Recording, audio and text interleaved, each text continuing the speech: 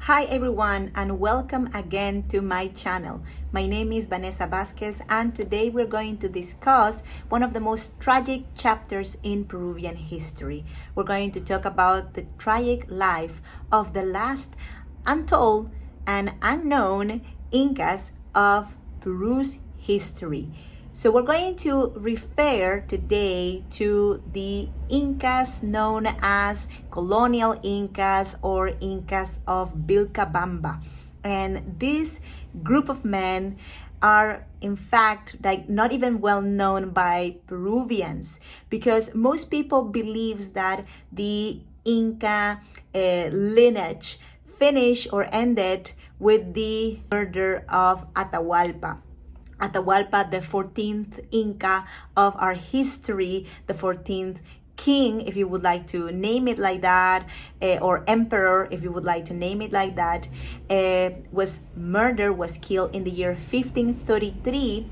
And after him, sort of like the general belief is that the Spanish came, they took over everything, and well, that there was no more Incan presence, there was no resistance, and that is absolutely wrong.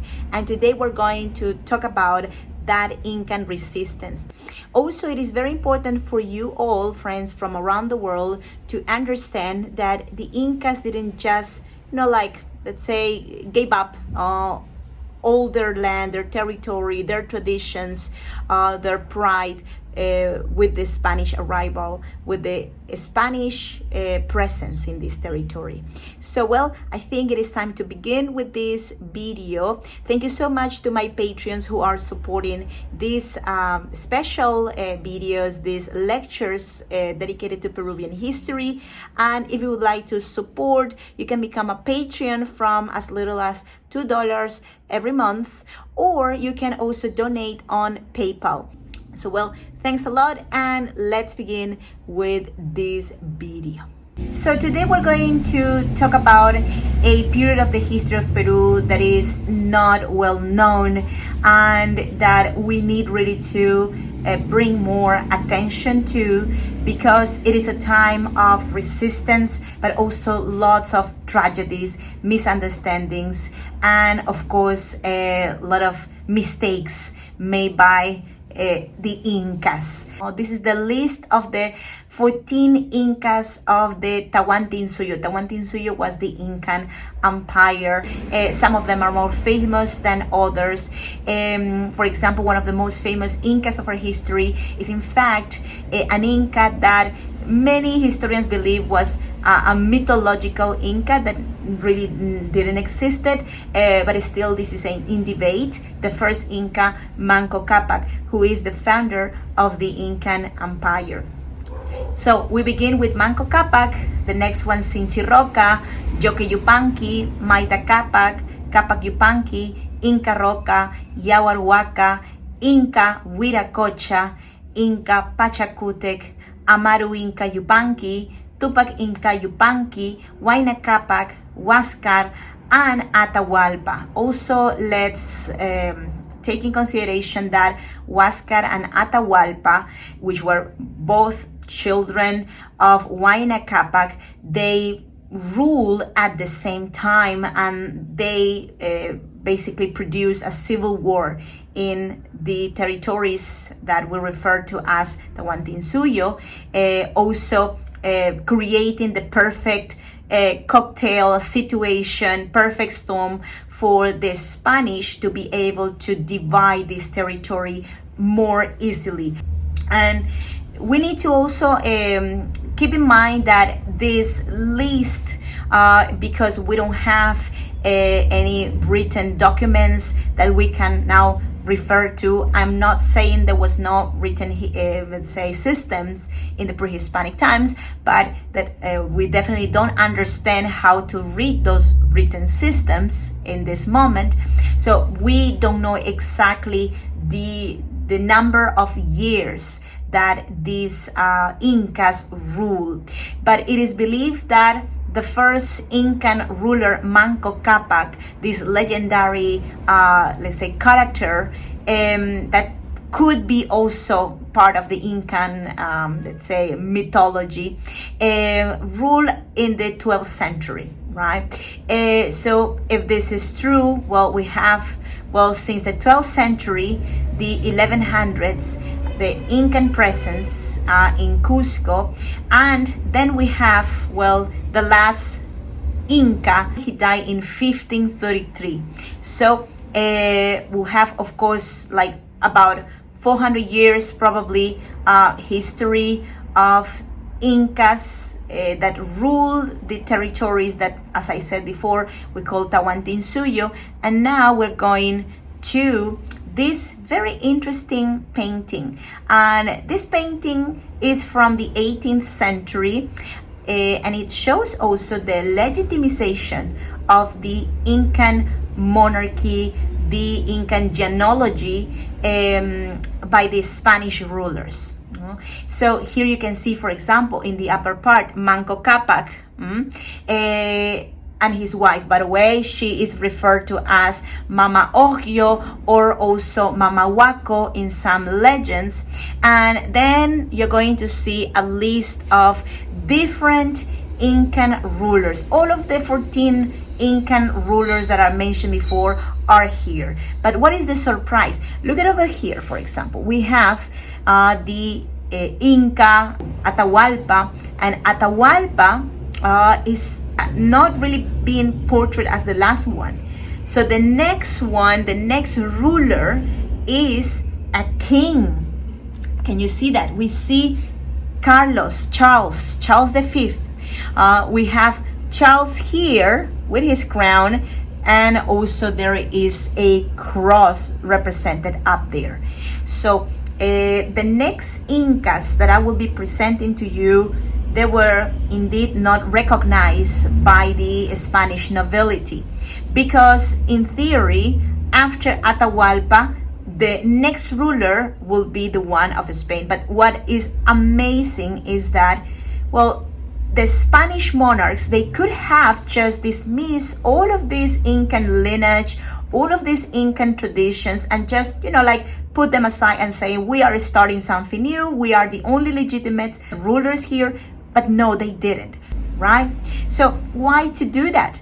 Well, because the Incan people were very used to being ruled and controlled by these sacred leaders who were not just kings. The legitimization of the Incan nobility was important for the Spanish to maintain the order, an order that was already established before their presence, the order that the Incas established, which was also monarchical. So it was beneficial for this the Spanish, who wanted to continue keeping that control, that level of absolute control.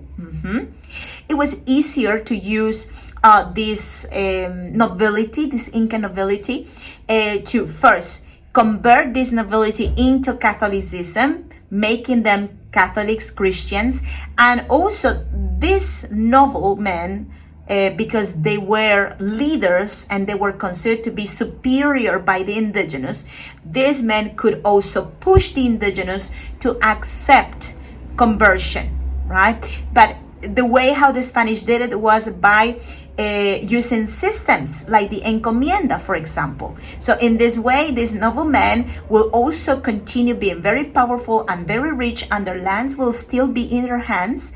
But, well, all that could be possible if they were Christians.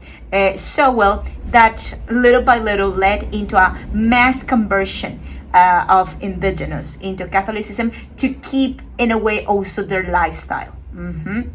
Well, also the idea of keeping this nobility as a symbol of authority, this Inca nobility, was beneficial for the Spanish, because there were not so many noble Spanish men in the Americas. Now, most of them wanted to stay in Spain. No, there was some that were, because they were granted lands and indigenous, they came this far, but they were, of course, more local nobility that could be useful for the Spanish authorities, and also represented also a lot of money because these indigenous leaders were the ones who enforced the payment of tributes from the indigenous to the crown. Of course, the nobility, they didn't need it to pay that tribute to the crown.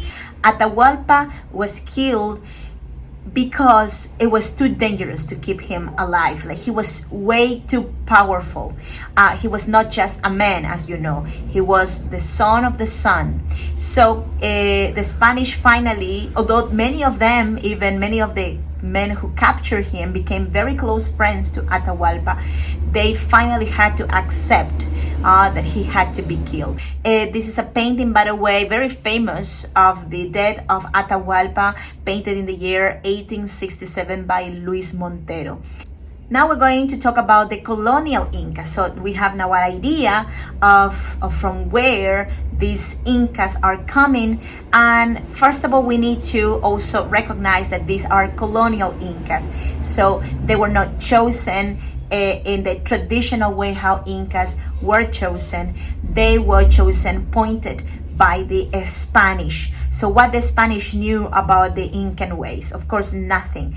But they realized that, of course, there was a nobility, an Incan nobility, in which, of course, the crown, or the mascaipacha, as we call it, this beautiful headdress decoration that only the Incas use. So the mascaipacha only was kept in these groups of noblemen who were also all connected by bloodline, are also referred to as the rebel Incas, or Incas of Vilcabamba.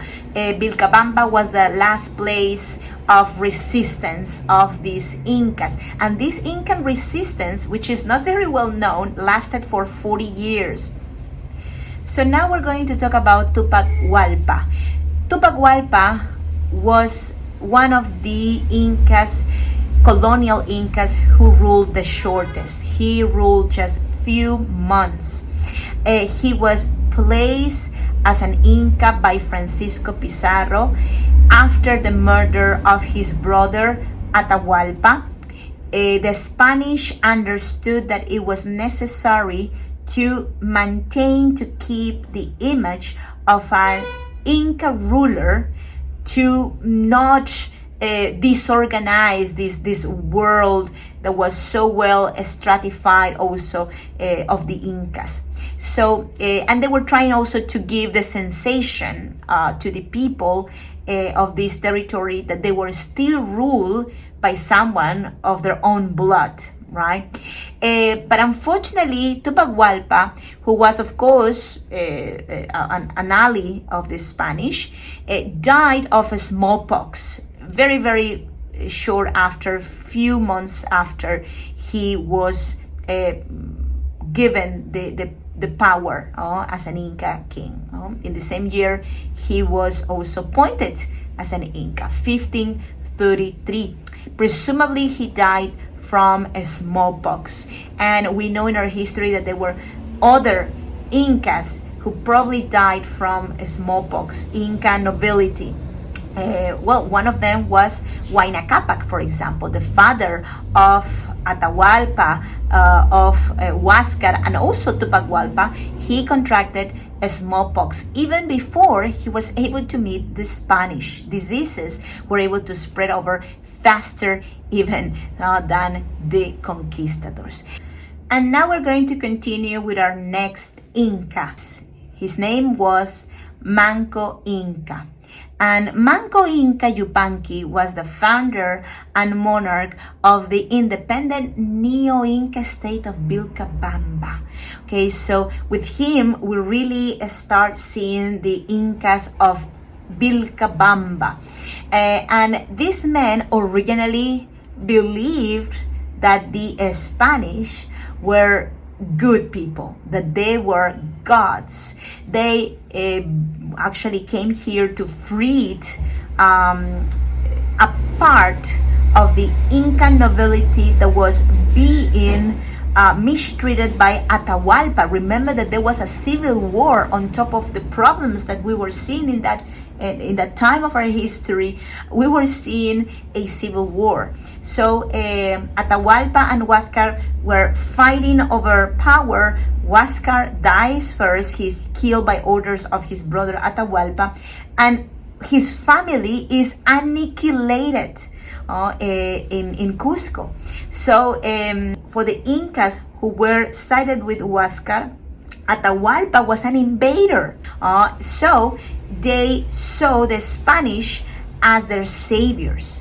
And he believed that the Spanish were Huiracochas. Huiracochas, this is an Inca tradition, an Incan legend. The children of the sun will come to help the Incas. And these Huiracochas were fair-skinned, were blue-eyed men, blonde, and many of the Spanish had these features. So Manco Inca believed good things from the Spanish. And unfortunately, shortly after he was placed as Inca, well, he realized they were completely different than what he expected. And well, but in the beginning, in the time when they were the Spanish and Manco Inca very good to each other, well, Manco Inca supported the Spanish, created an alliance with them to fight indigenous generals who were supporters, let's say, or were loyal to Atahualpa. Of course, at this point, Atahualpa was dead, but they continue fighting against the Spanish. And imagine, like, you know, one Inca supported the Spanish, right? This happened.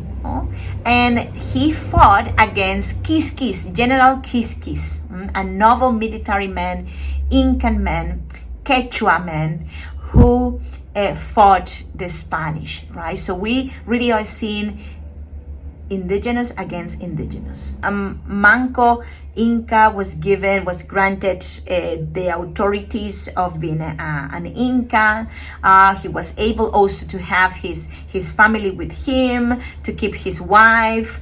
But little by little, these benefits started to disappear.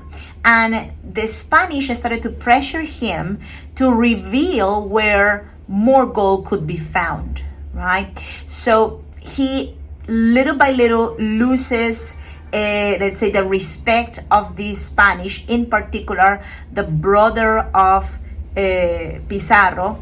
Gonzalo Pizarro is known as one of the most evil characters of the history of Peru. He was a very mean person, a heartless person, and he started to abuse physically of him, of Manco Inca, and well, finally he was tortured for nearly 2 years. So we don't know how, but at some point Manco Inca got the trust of the Spanish.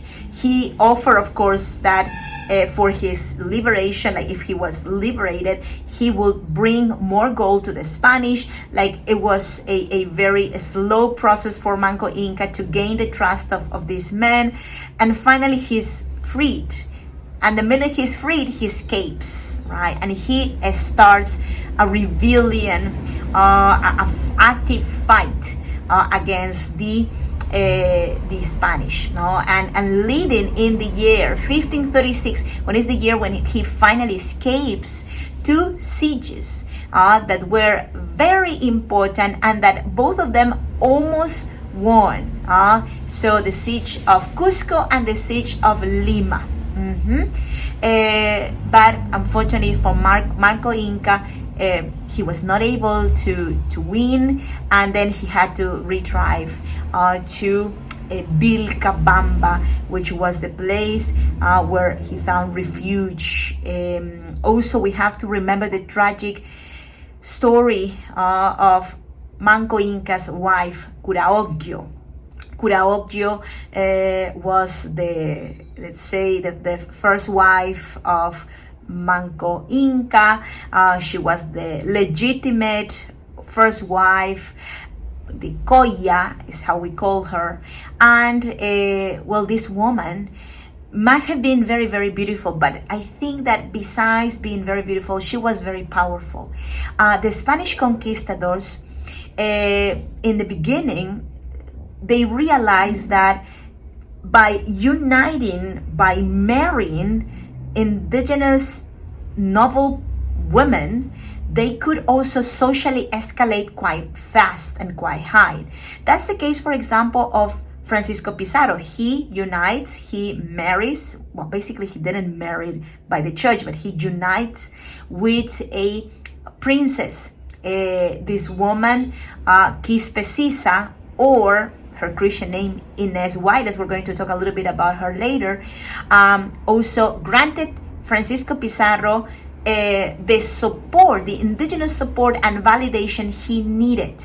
Well, the brother of Francisco Pizarro, Gonzalo Pizarro, well, he was a man with certain problems. He didn't want it to look inferior to his brother, and it's believed that he wanted also to have a woman of even higher hierarchy to compete with his own brother, right? So he could have any other woman. He could have any princess. But you know who he wanted to have by his side? Cura Ogyo, the wife of the ruling Inca, Manco Inca. So he became obsessed with Cura Ogyo, and he wanted to have her, and he insisted in several times to Manco Inca to granted her to him. And he said, like, no, you can have any other woman. He even, we know from chronicles that he presented a woman that looked very, very much alike to Cura Ogyo. And the minute this Pizarro noticed that, like, he dismissed that woman, and he started to treat very bad physically Manco Inca.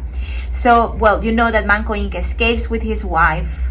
But unfortunately, during one of the fights the Spanish had with the Incan people, Cura Ogyo is taken prisoner, no? And she is also treated in the worst way you can imagine. Like, she tried to avoid any damage, physical damage inflicted to her, doing like anything she could, like covering her body in feces and trying to scare away any man that wanted to, you know, like force her, right, into do something she didn't want it to. So finally, well, she was killed, and she died with honor, with pride, with the chin up. She didn't cried, and she died as a heroine. Right? She died in Ollantaytambo in Cusco. There is a monument, by the way. That image you see in the center is a picture of the monument dedicated to her.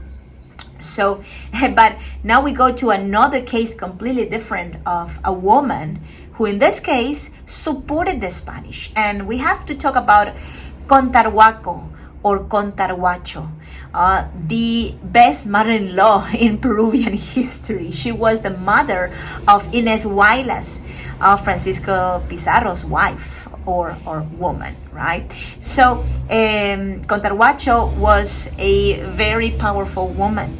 And well, in the Incan times and also pre-Incan times, we know that the family bonds were very powerful. The unions were like, you know, forever, and that's how she also responded to Francisco Pizarro when he asked her mother-in-law, which was, by the way, younger than him. Her mother-in-law was younger than Pizarro.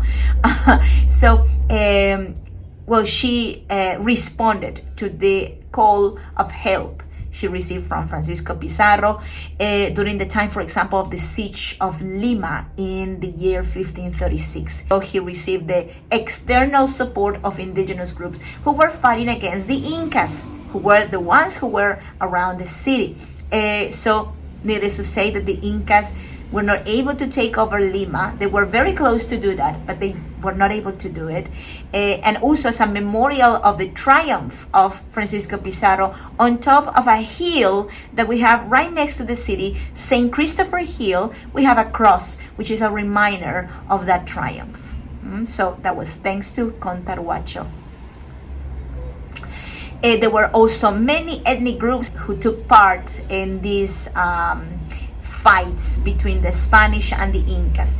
And these ethnic groups, some of them supported the Incas, but some of them, and I will say many more, really sided to the Spanish. And why? Well, they were not betraying the Incas. They were completely independent nations who the Incas were trying to conquer or recently conquer by force. So they were just trying to find a way to get rid from the Incas, because there's no good oppressor, right? Like all oppressors are bad, and they believe the Spanish will be better, of course, than the Incas, which was not true in most of the cases. But the nobilities of these ethnic groups, like the Chachapoyas, Huancas, Cañaris, Huaylas, Chancas, they received lots of benefits for being, let's say, loyal to the Spanish crown. They were not forgotten. They were really treated very, very well. So finally, Manco Inca died, and he was killed by Spanish. His assassination was terrible, and it also shows that, well, you couldn't trust the Spanish, not even the ones who were rebel Spanish against their own monarchy.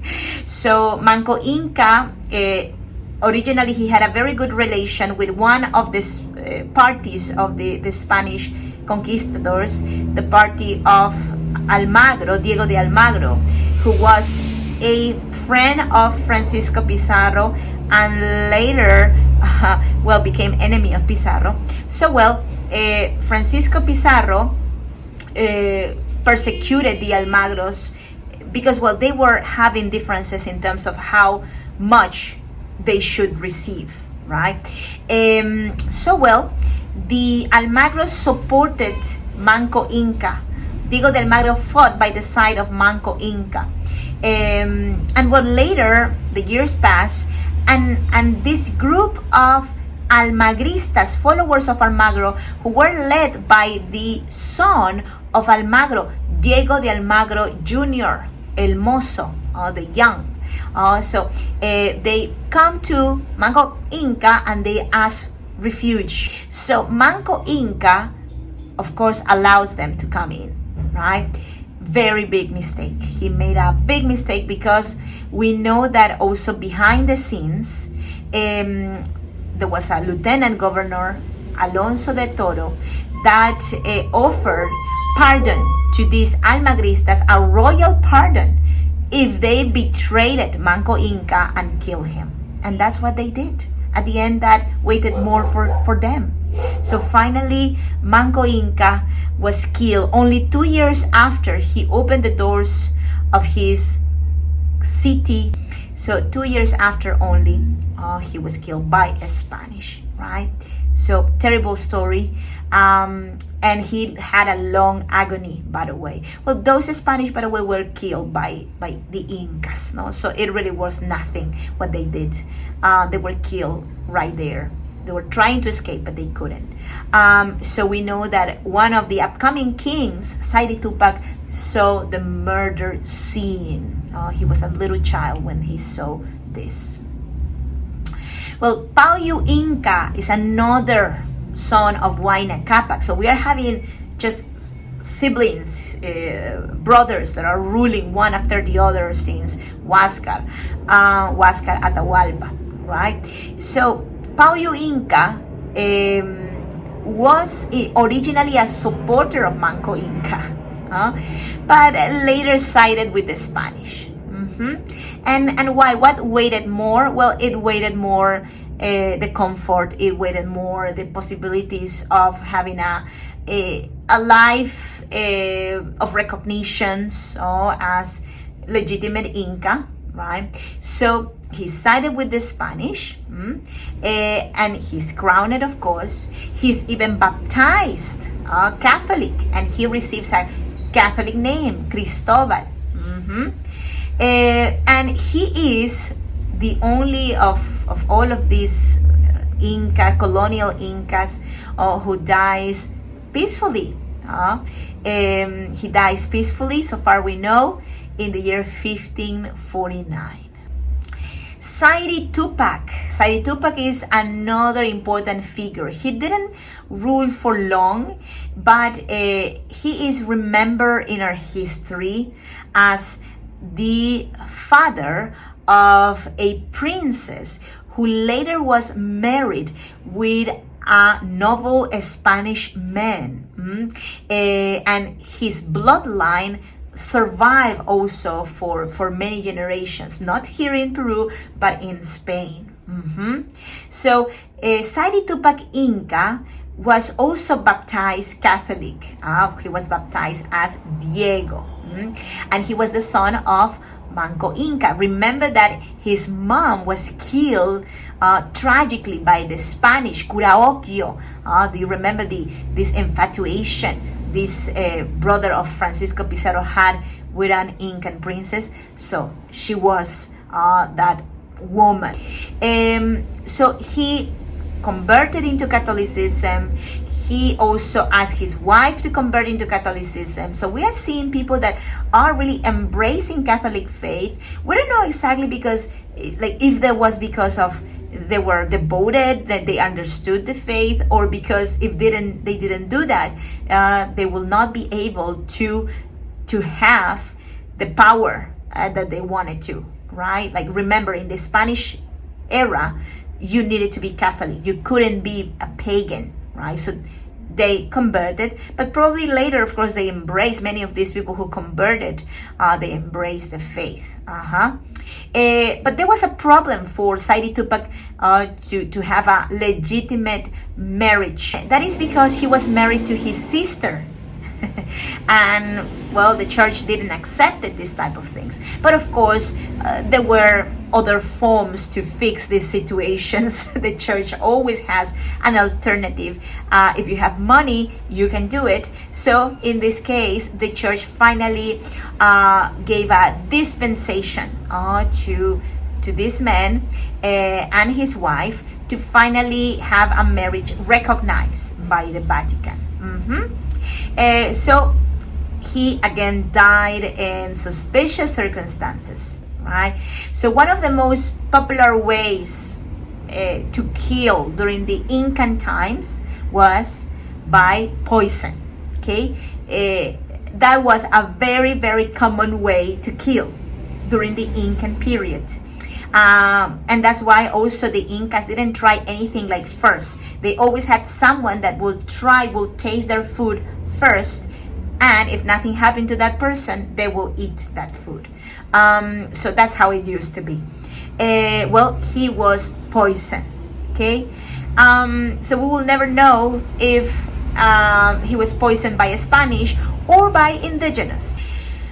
We're coming almost to the end. Tito Kusi Yupanqui is remembered as the chronicler, and he, with the help, of course, of other people who knew how to write and read, he was able to recopilate also information about his past, his Incan lineage. He was very proud of being Inca, and with the help of priests, he was able to create a document which still can help us also nowadays to understand the Incan history. But this man also was not very friendly with the Spanish. When he became a king, he was very aggressive with the Spanish. He organized a resistance. He had military campaigns that expanded also to different locations. And he became the terror of the Spanish, right? What he wanted to do was to control territories where there was a production of corn, potatoes, like different type of vegetables. So they could obtain those products And he really became very rich also in that period of time. And the Spanish also lost lots of the goods they wanted to use. So that was really a big problem. So well, later, well, this man sort of like became more calmer about the Spanish. The Spanish also offered pardon to him. And finally that resistance, that aggressive resistance, was stopped. Okay, so he died in the year 1570. It is believed that he had pneumonia, but it could be also other thing, like, again, poison. So, well, that is the end of Tito Kusi Yupanqui. And now we go to the last Inca, the last rebel Inca, Tupac Amaru the first. Please don't confuse the name Tupac Amaru with the rebel men, descendant also of the Incas, known as Tupac Amaru II, who is a precursor of the independence. He was part of the emancipation of process of Peru from Spain, and he lived at the end of the 18th century. So those are different men, but there is a connection, a bloodline between these two men, right? So interesting, right? Well, Tupac Amaru the first is the last rebel Inca, right? And well, after Saidi Tupac died, he was declared successor, right? So it is important to mention that Tito Kusi Yupanqui was not supposed to be the next in line to rule after the death of Saidi Tupac. Well, Tupac Amaru was very young when Saidi Tupac died. So well, Tito Kusi used this opportunity to rule, and he even imprisoned Tupac Amaru. Then later, after Tito Kusi Yupanqui dies, takes the active role of resistance as Incan, as ruling Inca against the Spanish, right? So his fight starts in the year 1570 and ends in 1572, year when he is killed. He's finally killed by the Spanish, right? Also, in the year 1780, a great-grandson, Jose Gabriel Condorcanqui, known in our history as Tupac Amaru II, will continue also with this fight for our reestablishment of the Incan power, right? Which unfortunately didn't happen, unfortunately for the Incas. I don't know if how that will work nowadays for us, but well, it didn't work. So, well, the death of the last Inca, Vilcabamba, was terrible, so far we know. Tupac Amaru was executed on September 24th, 1572. His head was separated from his body. He was beheaded publicly. And before he died, something really interesting happened. And just to show you how relevant the Inca figure was for the indigenous. So many years after, 40 years after almost the end of the life of Atahualpa, when this Inca, Tupac Amaru, was in the middle of the square and about to be killed, people started to cry, people started to make noise, and he, in that moment, the chronicles say that he raised his hand and he put it in the back of his ear, like to hear something. And in that moment, the plaza was completely silent.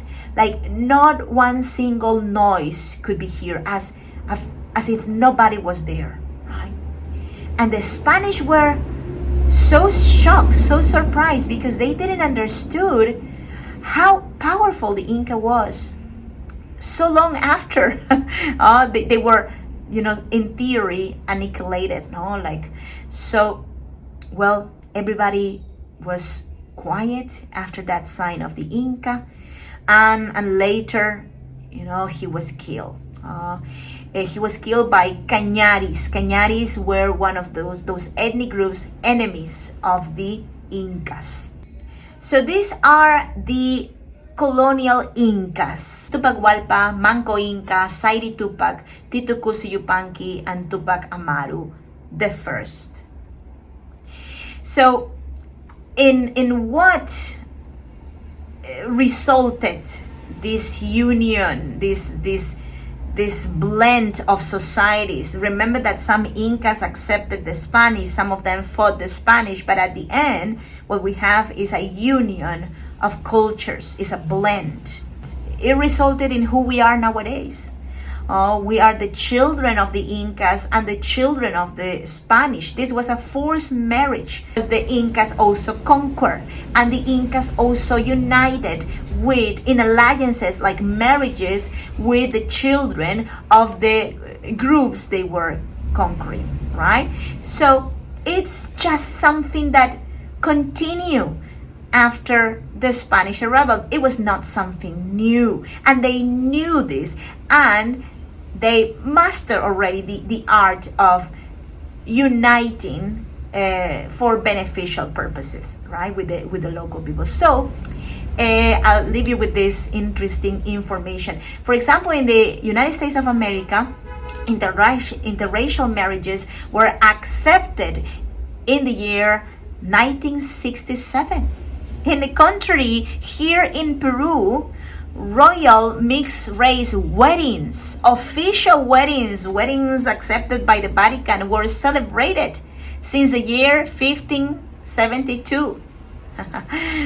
So here you can see, by the way, the marriage of Martín de Loyola and the Princess Beatriz Ñusta. Do you remember the daughter of Sairi Tupac? Well, there you have her. Over here, she's married with this Spanish man, and their union was legal, was respected by the kings.